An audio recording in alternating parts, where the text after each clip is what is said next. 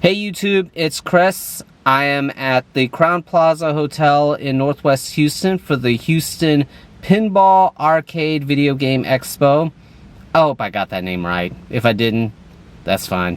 But this is pretty much going to be my final video game expo for the year. Or at least that's probably what it looks like. Now, for those of you who don't know, I actually live here in Houston. And this is day one. The expo is 2 days. As of this recording, I'm not sure if I'm going to be at day 2. I've heard this thing's going to be pretty exciting. Tons of arcade games, pinball games, and classic consoles. Just like what I saw at the Classic Gaming Expo in Vegas earlier in September. I have videos from those if you want to see on my YouTube channel. Again, let's go ahead and head on in. Alright, we just went in and right off the bat, look at all this. Pinball machines galore, arcade machines galore.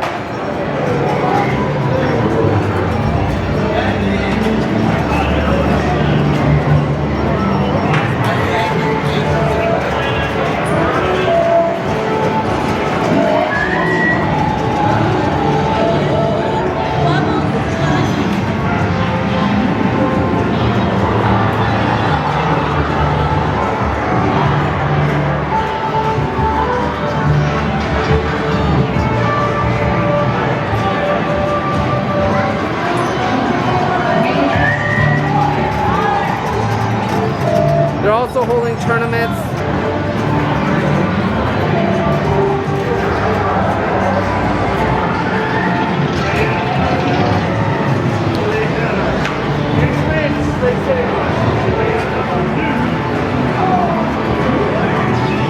More pinball machines.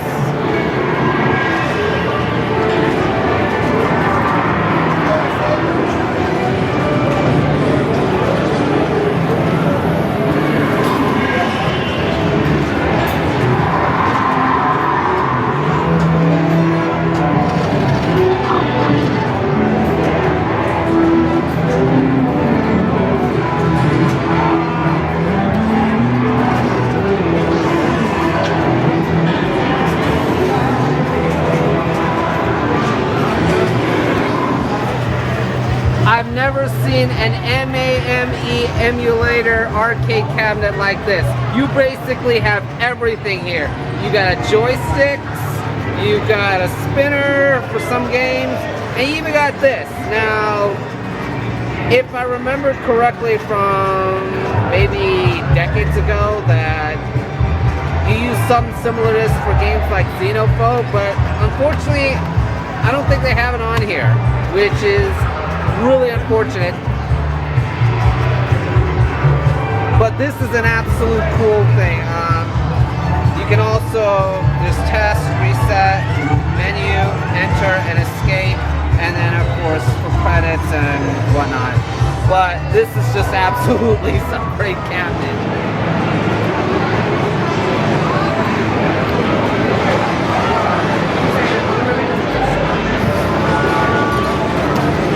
Here we come to the consoles. We'll go through a few of them. This is the Atari 7800. That's the reason that they go this way. And I've heard so much about this particular controller, the one we got here in the US, and I've been told, yes, it's crappy, but I just say, I'm gonna go ahead and try it out.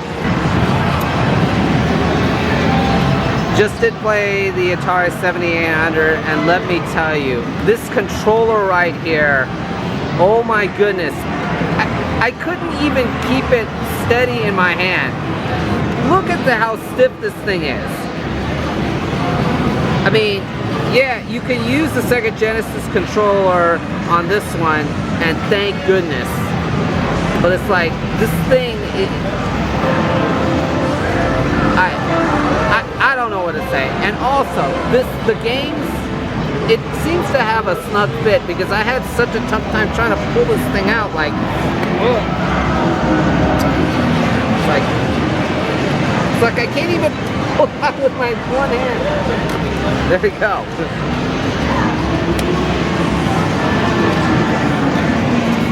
There you go, Mario Brothers. But I mean, it's easy to put in. There you go. And we have Mario Brothers. Actually, on second thought, after playing Mario Brothers, when I actually held it a little bit tighter, it felt okay. But again, that's not exactly how I would expect from a controller. I mean, I know there's worse controllers like the 5200, but this one isn't very good.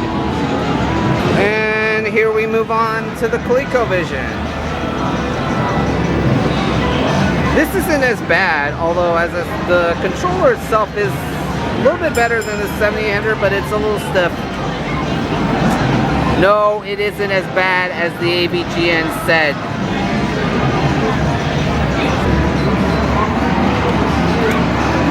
Actually just got finished playing Donkey Kong on the ColecoVision. And let me say, again, playing with this controller for a little bit.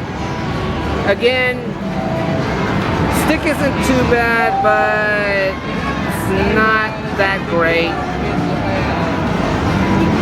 And for me, it was kind of weird to hold. Then again, I actually started out on the Atari 2600, so I'm kind of used to the older controls, but not these types.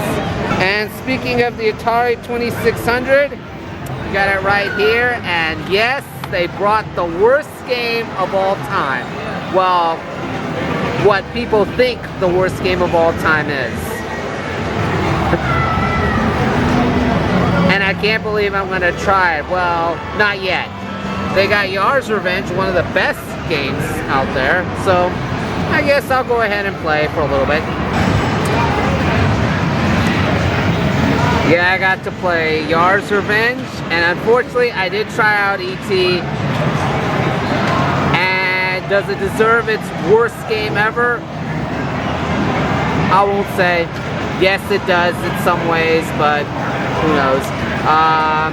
I also saw this game called Space Rocks, which is like Asteroids. This actually was made, according to this, in 2012, so it's kind of recent.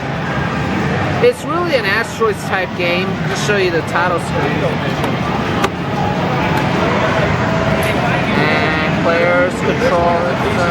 This one has struggle, normal, whatever. This one had pretty good graphics, but one big problem. Okay. Are you saying just like how the AVGN says and that it is so horrible, all that crap?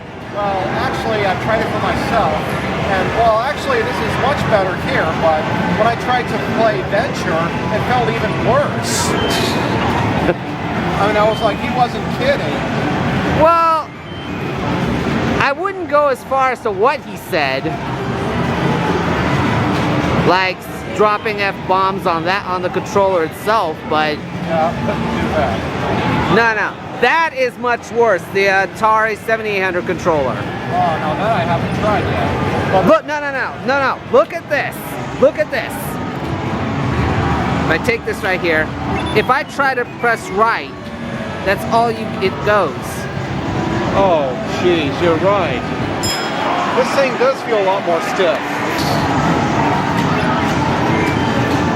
He hasn't looked at the 7800 yet. He mentioned it in his Atari Jaguar episode, but he only went briefly through it. Yeah, like he was doing the history behind Atari. Yeah, but that wasn't the focus of his episode, so he only mentioned it very briefly. But then again, I mean, you can't really say, other than the controller, the games weren't that bad. And the controller does not break like the 5200. That's true. There are good games on this. Of course there are. And this is one of them. Well, of course.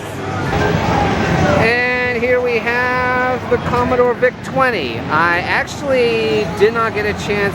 Well, maybe I saw it back in Vegas. I don't remember, but what we got here. The Vic-20 was actually an old 1980 Commodore computer. I never actually tried it until now. So F1 to start. This, yeah, this is, yeah, this, if I could do it with just one. Well, you can actually do it with yeah.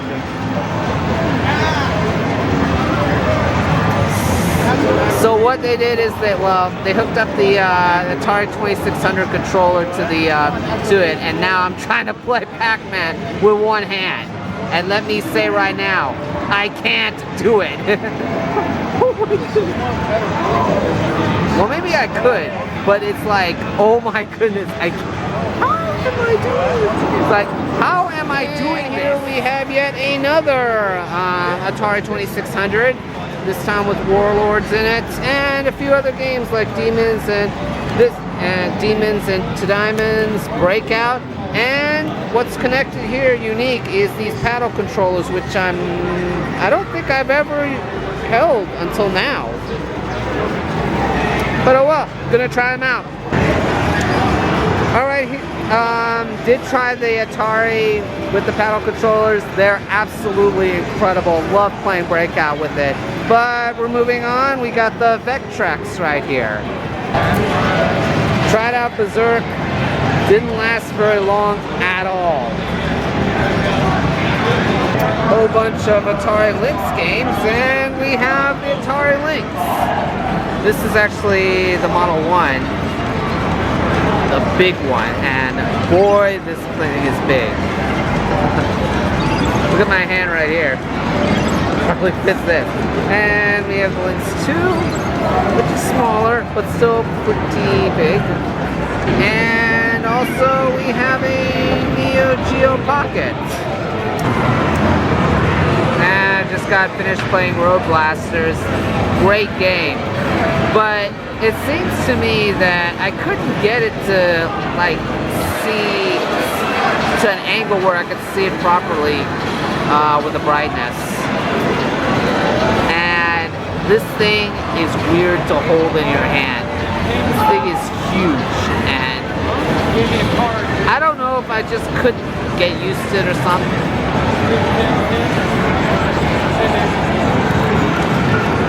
And right here we have the Panasonic 3DO. Yes, I tried this out back in Vegas, but they got a ton more games here. So I guess I'll go try one of them out. Now, this is actually Super Street Fighter 2 Turbo for the 3DO, and I think I've heard a lot of people say that this is actually one of the best ports. But this controller layout is absolutely weird. I mean, you have ABC right here, and then you got these two shoulder buttons and a X and a P. So you may be wondering, well, how do you play with just 3 buttons? Well, you actually don't. ABC is mapped as kicks, and then this is light punch, medium punch, and hard punch is right here. I don't know. I can never get used to that type of control. Guess I can show you. This is the Atari 800 XL Commodore 64, which surprisingly I actually never owned myself. And then the Apple II computer. I remember that I actually had this at my school back in elementary. Wow. All a long time ago. I gotta tell you, you remember these things? The 5.25 discs? I kind of remember them.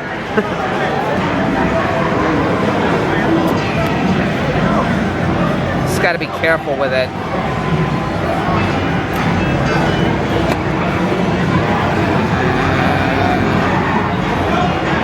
And it says, press Control, left Apple reset. Okay, I'll try an Oregon Trail. Well, that took a while to play Oregon Trail, and I still failed. Let's just say that.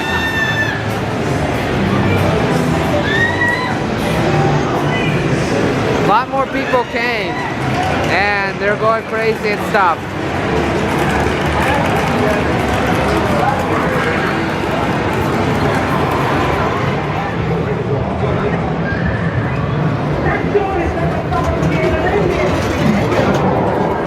actually haven't been in this area before. This is where the some of the tournaments are being held, and more games are around here.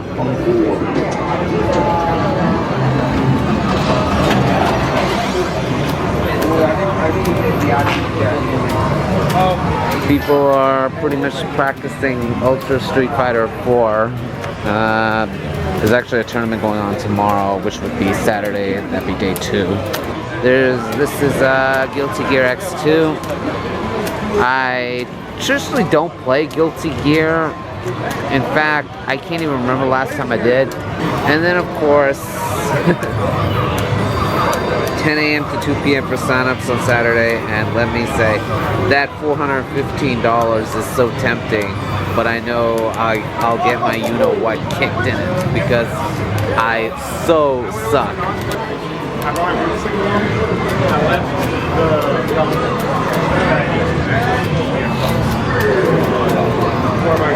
know how there's the cable cord? Oh, like that.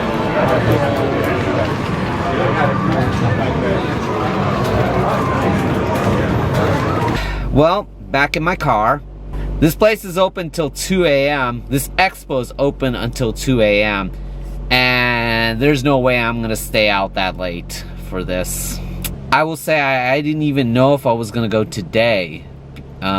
This was kind of a last minute thing to go today because I was literally just a short distance away from work. So I just decided, you know what the heck, let me just go. Anyways, thank you guys for watching, and I will see you next time.